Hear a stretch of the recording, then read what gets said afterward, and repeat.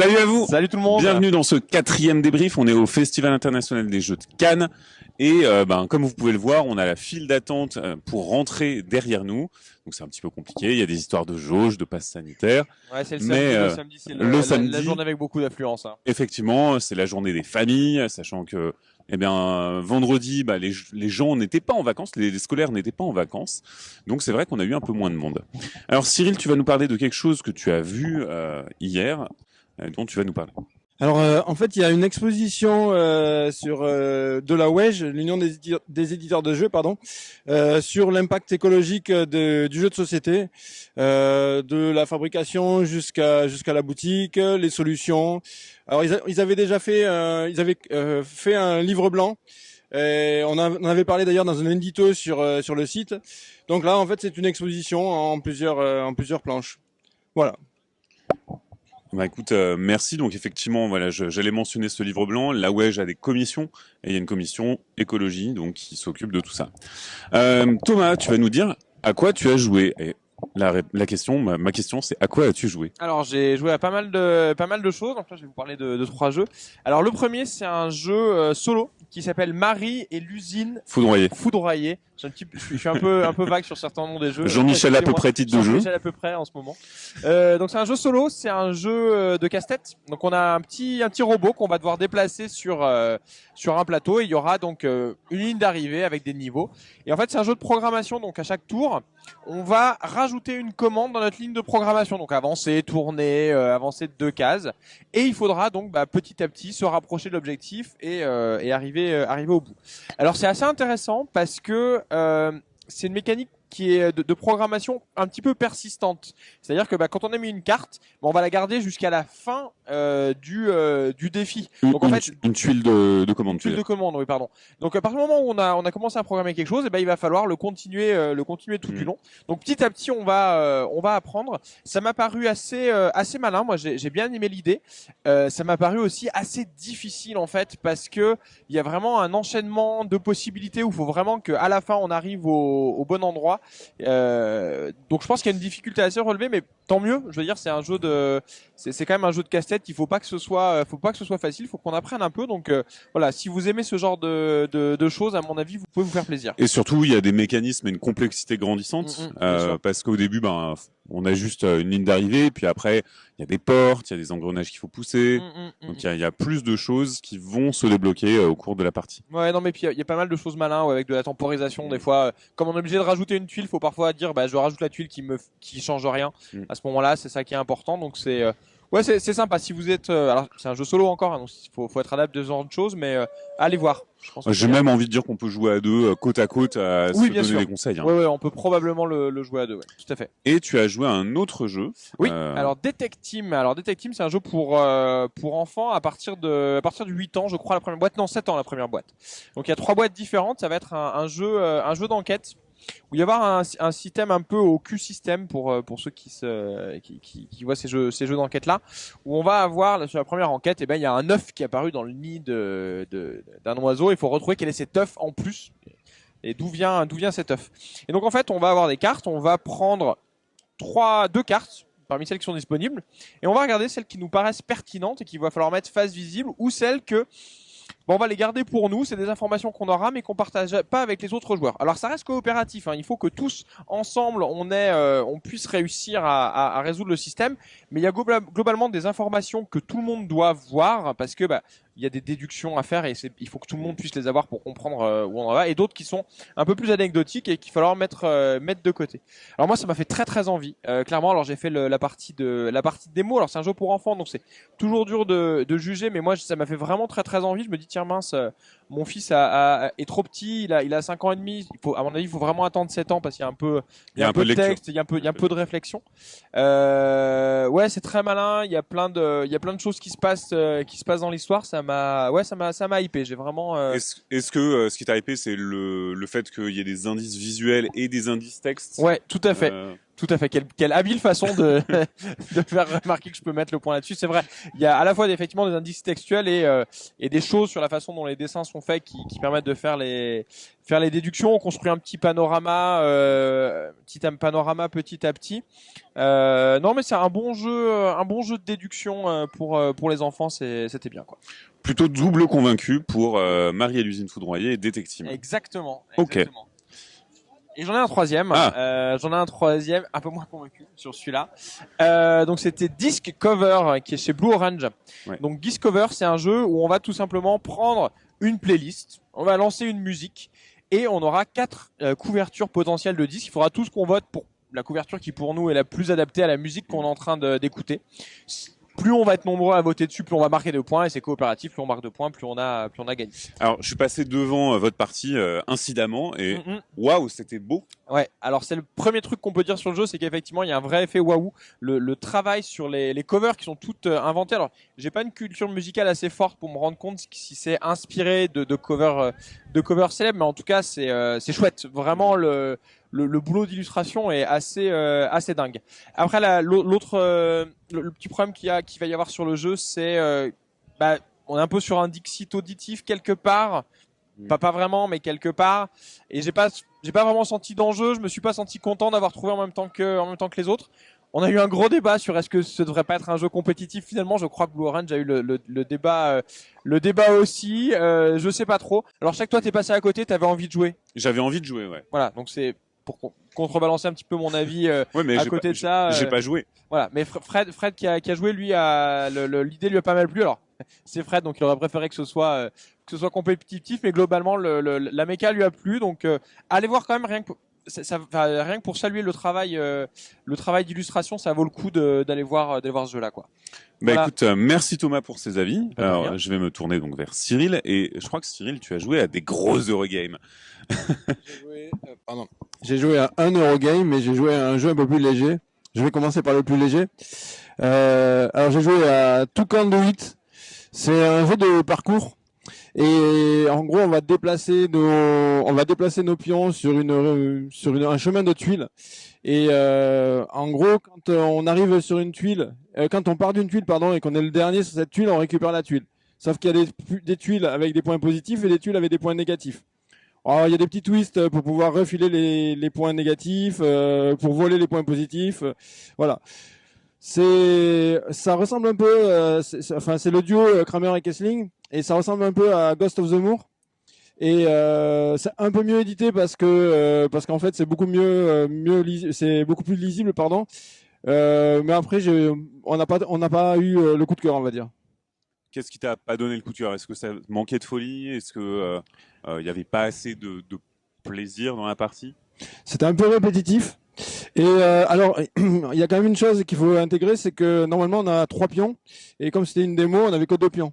Du coup, la souplesse stratégique, elle est un peu réduite. Ouais. On se retrouve de temps en temps à faire des choix qui sont pas vraiment des choix, donc c'est un peu moins intéressant. Peut-être qu'en ayant 3 pions, ça serait peut-être plus intéressant. Néanmoins, le côté répétitif, je pense qu'on le retrouve. D'accord. Et, voilà. Et donc, il me semble que tu as joué à Golem, c'est ça? Oui, oui, j'ai joué à Golem. Alors là, pour le coup, c'est un gros Eurogame avec plusieurs petites choses intéressantes. C'est qu'il y a un système de sélection d'action avec des billes, un peu à la Lorenzo Master of Renaissance. Sauf que là, en gros, on va jeter les billes dans une espèce de synagogue parce que c'est le thème, c'est les golems et la mythologie juive. Dans le quartier juif de Prague, etc. C'est ça, tout à fait, en 1600 quelque chose. En gros, on va devoir choisir, pour faire nos actions, on va devoir choisir une des rigoles où il y a les billes. La couleur de la bille est importante et le nombre de billes est important. Et en gros, on va avoir à chaque manche, on va faire 4 manches, on va avoir chaque fois 2 billes qu'on va pouvoir récupérer, plus aller poser un pion dans un endroit pour pouvoir récupérer des ressources ou faire des actions. Et voilà. Et alors, il y a un truc qui est intéressant, parce que ça s'appelle golem, c'est que on a des pistes où on a des golems, et ces golems, on va s'en servir pour produire des ressources, pour gagner des points de victoire. Et sauf qu'il va falloir arriver à les laisser un peu s'échapper dans la ville de Prague parce que plus ils vont loin, plus ils vont produire des choses intéressantes pour nous. Sauf qu'on risque d'en perdre le contrôle, et dans ce cas-là, on va perdre des points de victoire. Donc il faut arriver à trouver le moyen de maîtriser les golems avec nos étudiants. Mais évidemment, ça crée des dilemmes. Si je fais ça, ok, mon étudiant ne le maîtrisera pas, mais je fais autre chose de mieux. Voilà. Est-ce que ça serait pas finalement une tendance du jeu euro en ce moment d'enlever un petit peu de contrôle aux joueurs pour rajouter un petit peu ce soupçon de piment? C'est possible, effectivement. Après, ça reste une perte de contrôle limitée, puisque quelque part, il y a une ressource qui nous permet d'être dépensée pour éviter de perdre totalement le contrôle. Mais ce qui est intéressant dans le jeu, c'est que on va construire de plus en plus de golems. On peut les détruire aussi. Quand on en perd le contrôle, on peut les détruire. Et plus on va en construire, et plus on va avoir la possibilité de les faire avancer de plus en plus vite.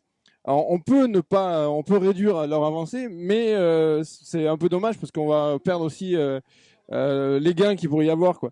Donc, on aura tendance un petit peu à les laisser s'échapper, entre guillemets. Et du coup, c'est agréable parce que on joue avec ce risque-là, quoi. Mais c'est un risque que nous, on choisit de prendre. Et qu'est-ce que tu en as pensé? Est-ce que tu as bien aimé? Est-ce qu'il y avait des choses qui t'embêtaient un peu dedans? Eh ben, grosso modo, j'ai plutôt bien aimé. Après, j'ai l'impression que les parties vont se ressembler. C'est-à-dire que, ok, il va y avoir des cartes avec des dignitaires que l'on va pouvoir activer qui seront pas les mêmes, mais grosso modo, ça va pas changer énormément le gameplay. On va avoir, les rues seront toujours à peu près les mêmes, peut-être pas organisées de la même façon. Et j'ai un peu peur que les parties se ressemblent. D'accord. Voilà. Ce qui est un peu dommage pour un jeu de cette ampleur. Calibre, ouais. Eh ben, écoute, merci Cyril pour ces impressions sur Golem et sur Merci. You Can Do It. Alors, moi, j'ai joué avec Thomas ce matin, parce que je joue moins que vous, mais je joue quand même. Ouais. Et on a joué à 2 très gros jeux. Oui. Oui. Le premier, c'était Malia, Lens of Tout à fait. Legend, qui va arriver sur KS imminemment. Oui, très vite, je crois. Très quelques mois. vite, je crois, vers le 15 mars. Il est dit en mars, si j'ai bien compris. Et c'est un gros jeu d'aventure avec du dungeon crawling, avec du land crawling, avec de l'infiltration, avec du combat. Ça fait beaucoup. Ça fait beaucoup, je crois que c'est ça. Donc il y avait vraiment beaucoup de règles. Alors on a fait une partie de 1h30, on a passé 1h30 à la table. On a vu un petit peu chacune des séquences et par contre, c'est vrai que on était hyper guidés, on avait beaucoup de règles.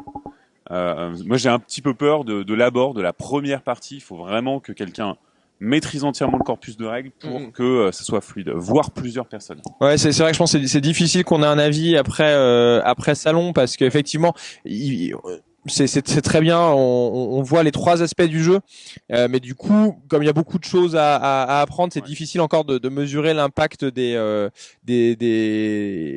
différentes mécaniques, des conséquences de ce qu'on va faire, donc c'est un petit peu difficile à se rendre compte. Alors tu dis ça parce que t'étais pas réveillé?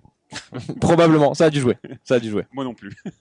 Non, mais par contre, plus sérieusement, en fait, on va avoir des mécaniques centrales, on va avoir des tests de compétences qui vont se résoudre tous de la même façon, mais il y a des moments, des phases d'infiltration où, comme on est caché, eh ben en fait, on va optimiser nos actions. On fait quasiment aucun jet de dés, aucun jet de compétences.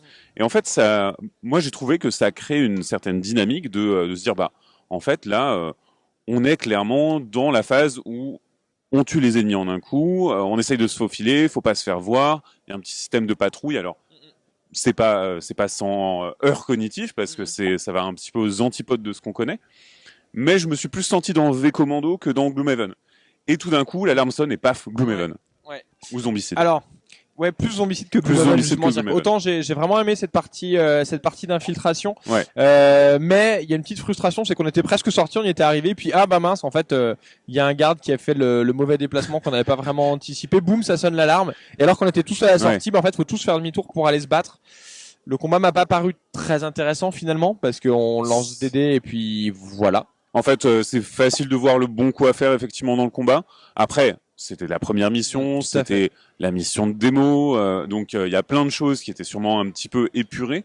Ça peut promettre une certaine richesse, cela dit. Ah oui. Et moi, ce qui me fait un petit peu peur, c'est plutôt au niveau de l'univers, de la narration.